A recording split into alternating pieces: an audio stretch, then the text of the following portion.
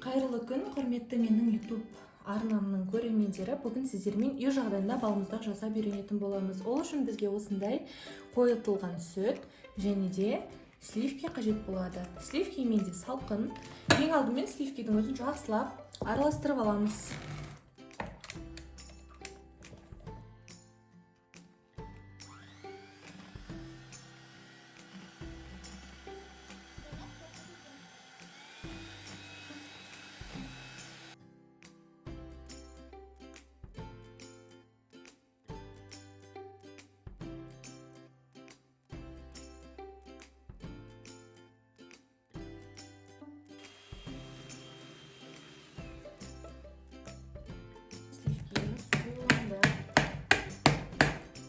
Енді осы сливкиімізге жаңағы қойытылған сүтімізді қосатын боламыз.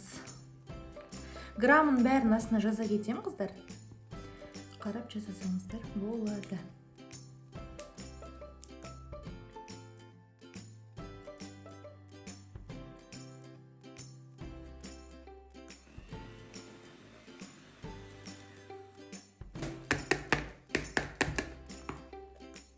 Араластырып болды.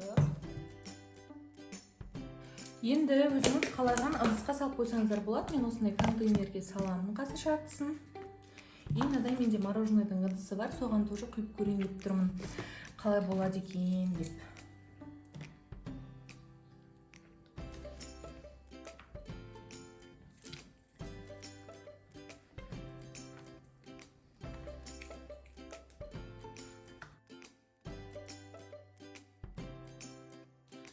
Астына осындай қойып жібереміз. Енді қоямыз жеймендеп.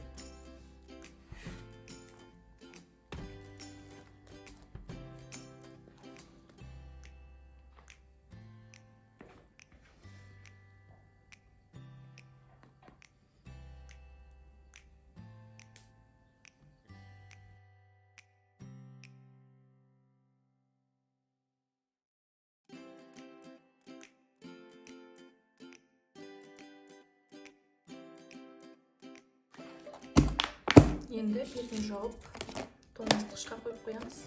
Аны да холодильникке осы күйде қоятын боламыз. Тоңазытқышта 3-4 сағат тұрады. Міне 3-4 сағат тұрған біздің балмұздақтарымыз дайын. Енді дәмін көретін боламыз. Қараңыздар, өте әдемі. Тура дүкеннің балмұздағы секілді.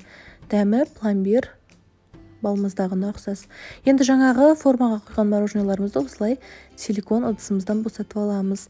Енді өзіңіздің қалауыңызша шоколад ертіп, сол шоколадқа батырып алсаңыздар болады. Міндетті түрде жасап көріңіздер.